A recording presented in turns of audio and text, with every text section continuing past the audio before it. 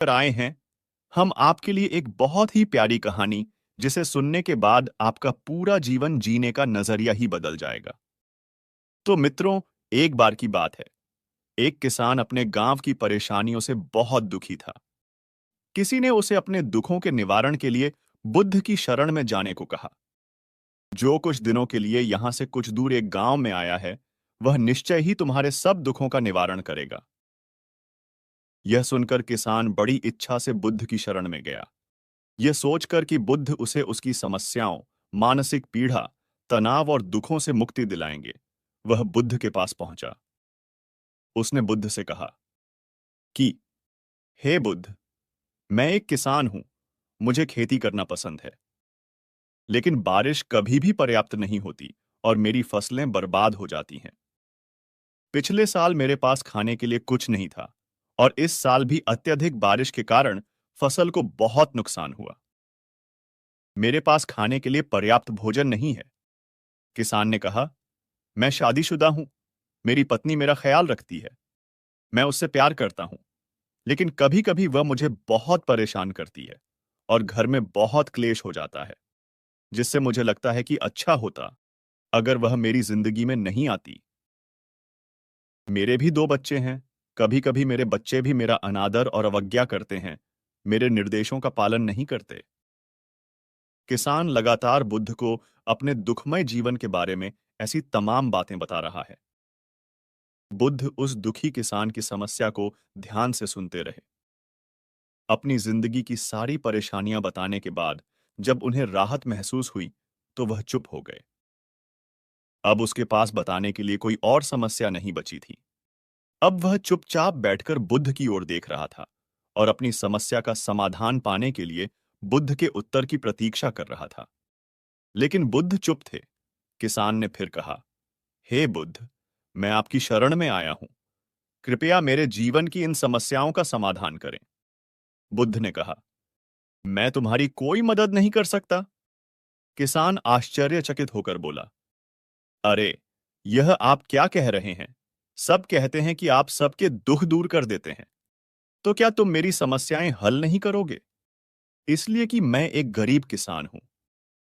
बुद्ध ने कहा, मुश्किलें हर किसी के जीवन में आती हैं। जीवन में दुख और परेशानियां आना स्वाभाविक है। व्यक्ति के जीवन में अक्सर उसके कर्मों के अनुसार परिस्थितियां बदलती रहती हैं, जिससे सुख, दुख, निराशा और क्रोध आता है। नए रिश्तों का बनना, पुराने रिश्तों का बिगड़ना, रिश्तों में मिठास और कड़वाहट, ये सब सामान्य है। यह जीवन का हिस्सा है और यह जीवन का चक्र है। हकीकत तो यह है कि हम सभी के जीवन में कई प्रकार की कठिनाइयां हैं। इन कठिनाइयों का समाधान आप और मैं नहीं कर सकते, कोई नहीं कर सकता। जिंदगी और जिंदगी में बनने वाले रिश्ते स्थिर नहीं होते। एक दिन रिश्तेदार भी चले जाएंगे और जिंदगी भी खत्म हो जाएगी। लेकिन ये समस्याएं वैसे ही रहेंगी, जैसे आज आपकी जिंदगी में हैं और कल किसी और की जिंदगी में होंगी। इस पर किसान अपना नियंत्रण खो देता है और क्रोधित हो जाता है और ऊंची आवाज में बुद्ध से कहता है कि हर कोई कहता है कि तुम्हें एक महात्मा, एक सिद्ध पुरुष, एक प्रबुद्ध व्यक्ति होना चाहिए। मैं इस विश्वास के साथ यहां आया हूं कि आप मेरी मदद करेंगे। यदि आप मेरी समस्याएं हल नहीं कर सकते, तो मेरा यहां आना व्यर्थ था। हर कोई झूठ बोलता है कि वे समस्याओं का समाधान करते हैं। आपने मेरी एक भी समस्या का समाधान नहीं किया। तुमसे अच्छे तो वह महात्मा हैं जो 2 वर्ष पहले मेरे घर आए थे। उन्होंने मेरे लिए यज्ञ कराया, दान दक्षिणा दिलवाई और मेरे मन को असीम शांति मिली। कुछ सुख भी मिले और कुछ दुख भी कम हुए। लेकिन तुमने मेरी कोई भी समस्या हल नहीं की। तुमने मुझे सीधे तौर पर मना कर दिया। बुद्ध ने कहा, क्या वह सब करने से जीवन के सारे दुख समाप्त हो गए? इतना कुछ करने के बाद भी अब आप इतने परेशान क्यों हैं? अब आप पहले से भी ज्यादा दुखों से घिर गए हैं। तात्पर्य यह है कि जीवन में दुख कभी समाप्त नहीं होते। किसान बोला, तो क्या मैं मान लूं कि तुम मेरी मदद नहीं कर सकते? यदि आप ऐसी छोटी छोटी बातों का समाधान नहीं कर सकते, तो आपके उपदेशों का क्या लाभ? बुद्ध ने कहा, मैं तुम्हारी 84वीं समस्या का समाधान तो नहीं कर सकता, लेकिन हां, मैं तुम्हारी 84वीं समस्या का समाधान अवश्य कर सकता हूं। किसान आश्चर्यचकित हो गया और बोला, 84वीं समस्या क्या है बुद्ध? बुद्ध ने कहा, यानी कि तुम जीवन में कोई समस्या नहीं चाहते। आपकी सारी समस्याएं इसी समस्या के कारण उत्पन्न हुई हैं। यदि आप इस तथ्य को स्वीकार कर लें कि जीवन में समस्याएं मौजूद हैं और समस्याएं जीवन का हिस्सा हैं, तो आप जीवन की समस्याओं से विचलित नहीं हो पाएंगे। आप जीवन में आने वाली समस्याओं से विचलित हो जाते हैं क्योंकि आपको लगता है कि आप दुनिया के सबसे दुखी व्यक्ति हैं, जबकि सच्चाई यह है कि हर किसी को अपना दुख सबसे ज्यादा महसूस होता है। लेकिन जिस दिन आप यह समझने लगेंगे कि मेरा कष्ट अन्य लोगों की तुलना में बहुत कम है, उस दिन से कोई भी दुख आप पर प्रभाव नहीं डाल पाएगा। जब तक आप नहीं चाहेंगे कि आपके जीवन में कोई परेशानी न आए और आप हर दुख दर्द से बचे रहें, तो यह संभव नहीं है। ऐसे में छोटा सा दर्द भी आपको बेचैन कर देगा और आपकी मानसिक शांति भंग कर देगा। अगर आपके जीवन से परेशानियां पूरी तरह से दूर हो जाएं, अगर आपको हर दिन, हर पल बिना दुख और कठिनाइयों के जीवन जीने को मिलेगा, तो आप ज्यादा दिन तक ऐसा नहीं जी पाएंगे। एक समय आएगा जब आप हर दिन एक ही तरह की जिंदगी जीने से पूरी तरह से तंग आ जाएंगे और ऊब जाएंगे, क्योंकि जीवन में किसी भी चीज की अधिकता जीवन के लिए भयानक समस्याएं पैदा करती है। आरामदायक जीवन जीने से आप मन और शरीर दोनों से विकलांग हो जाएंगे। तो ऐसे जीवन का क्या फायदा जो बाद में आपको नर्क जैसा जीवन जीने पर मजबूर कर दे? जिस तरह खाना खाने का असली आनंद तभी मिलता है जब बहुत भूख लगी हो, और पानी पीने का असली मजा तभी आता है जब बहुत प्यास लगती है, उसी तरह जीवन के तमाम दुखों और परेशानियों को झेलने के बाद ही खुशी का आनंद मिलता है। इसीलिए जीवन में सुख और दुख अलग अलग रूप में आते रहते हैं।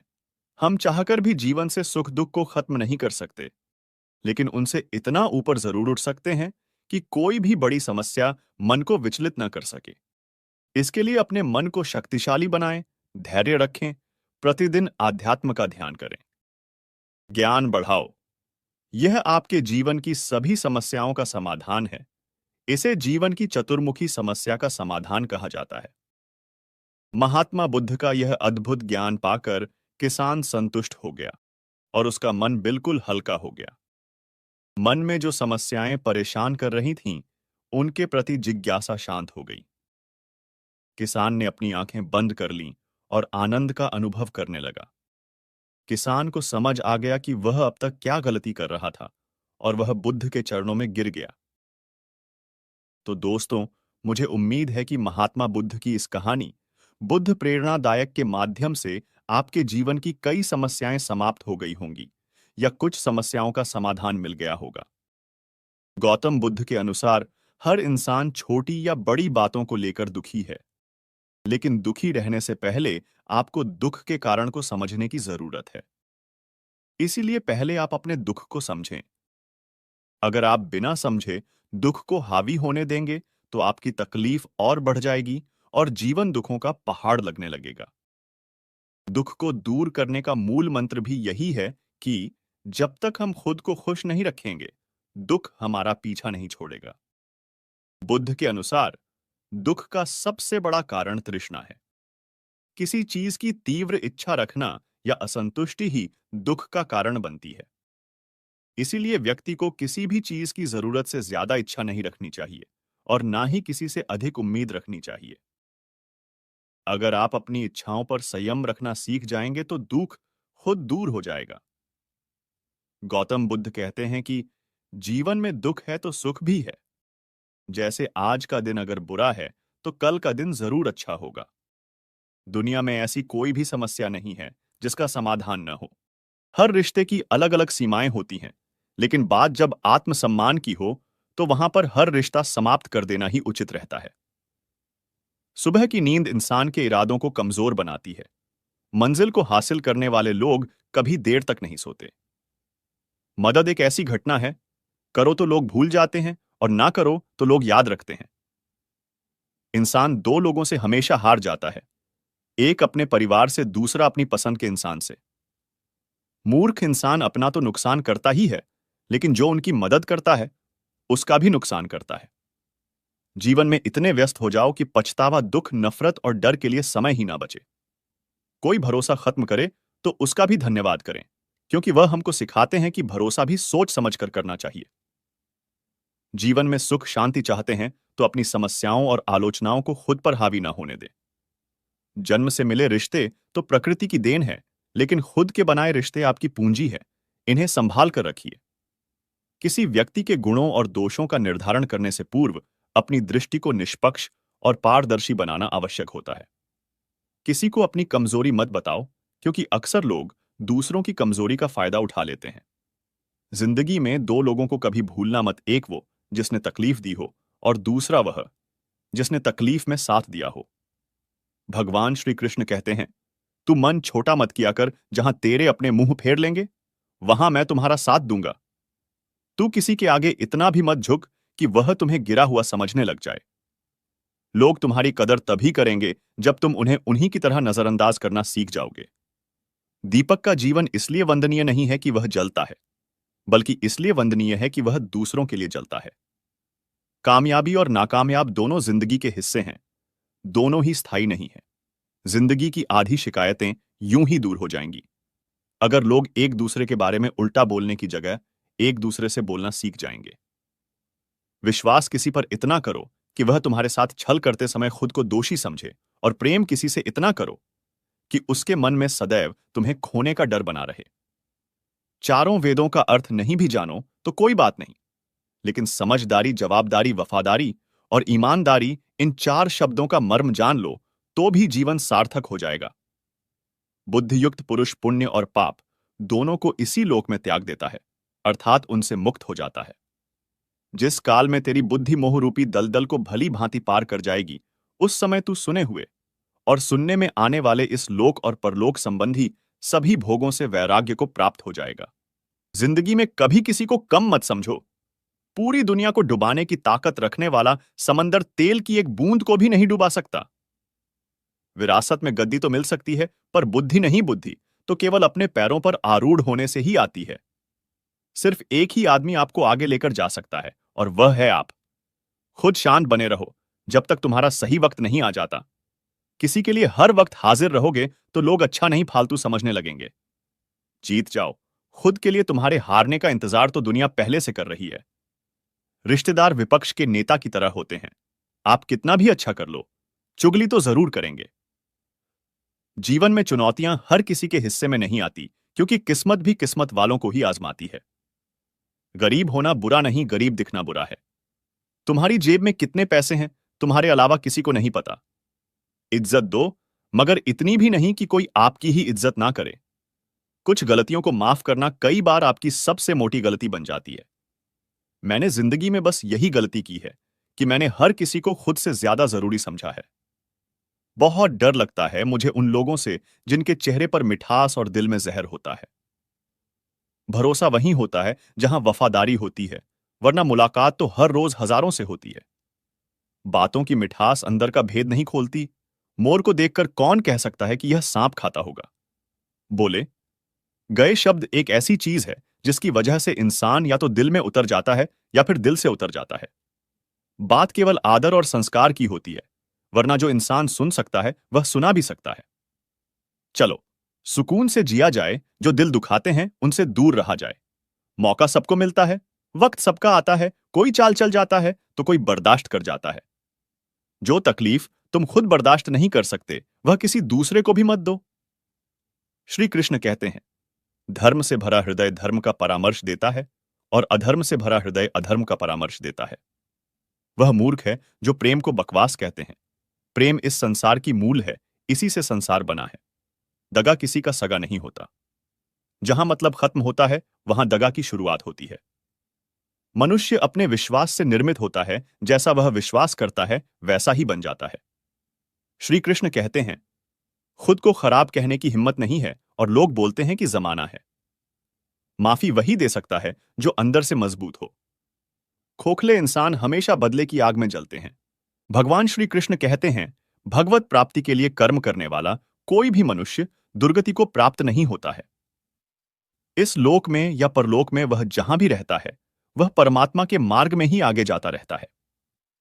हे अर्जुन, जिनकी बुद्धि माया ने हर ली है, जो जानबूझकर पाप कर्मों में ही लिप्त है, जो मुझे जानने की चेष्टा भी नहीं करते, ऐसे मनुष्य को जीवन में और जीवन के बाद के जीवन में भी कष्टों से मुक्ति नहीं मिल पाती। जो मनुष्य अंतकाल में मेरा स्मरण करता हुआ शरीर का त्याग करता है, वह मेरे परम धाम को प्राप्त होता है। इसमें कोई संशय नहीं है। देवताओं को पूजने वाले देवताओं को प्राप्त होते हैं, पितरों को पूजने वाले पितरों को प्राप्त होते हैं, भूतों को पूजने वाले भूतों को प्राप्त होते हैं, और मेरा पूजन करने वाले में भक्त मुझको ही प्राप्त होते हैं।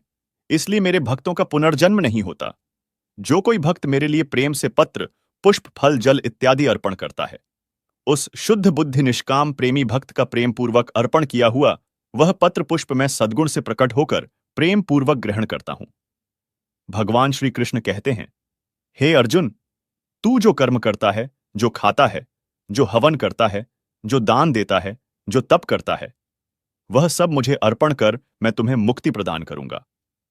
मेरे लिए ना तो कोई प्रिय है और ना ही अप्रिय, परंतु जो भक्त मुझको प्रेम से भजते हैं, वह मुझ में है और मैं उनमें हूं। यदि कोई दुराचारी भी अनन्य भाव से मेरा भक्त बनकर मुझको भजता है, तो वह पुरुष भी साधु के समान है, क्योंकि उसने भली भांति निश्चय कर लिया है कि परमात्मा के समान अन्य कुछ भी नहीं है। स्त्री, वैश्य, शूद्र, भूत, पिशाच, चांडाल कोई भी हो, वह मेरी शरण में आकर परम गति को प्राप्त होता है। हमारे तामसिक गुण हमारे अंदर हीन भावना पैदा करके हमें नुकसान पहुंचाते हैं, और हमारे राजसिक गुण हमें ईर्ष्यालु और लोभी बनाते हैं। भगवान श्री कृष्ण कहते हैं, हर मनुष्य को तामसिक और राजसिक गुणों को खत्म करके अपने सात्विक गुणों से परिचित होना होगा। सात्विक गुण वह है जो आत्मा को अपने आसपास की हर चीज से मिलाए रखता है और उन्हें प्यार करना सिखाता है। किसी का अच्छा ना कर सको तो बुरा भी मत करना, क्योंकि दुनिया कमजोर है, लेकिन दुनिया बनाने वाला नहीं। जिंदगी में हम कितने सही हैं और कितने गलत हैं, यह केवल दो लोग जानते हैं, एक परमात्मा और दूसरी हमारी अंतरात्मा। अपने आप को भगवान को समर्पित कर दो, यही सबसे मोटा सहारा है। जो कोई भी इस सहारे को पहचान गया, वह डर, चिंता और दुखों से आजाद रहता है। मनुष्य को सबसे पहले खुद का आकलन करना चाहिए, अर्थात खुद के बारे में जान लेना चाहिए। खुद की काबिलियत और क्षमता को जानना ही मनुष्य को आत्मज्ञान की प्राप्ति करवा सकता है। जब तक मनुष्य खुद के बारे में जान नहीं लेगा, तब तक उस मनुष्य का उद्धार नहीं हो सकता।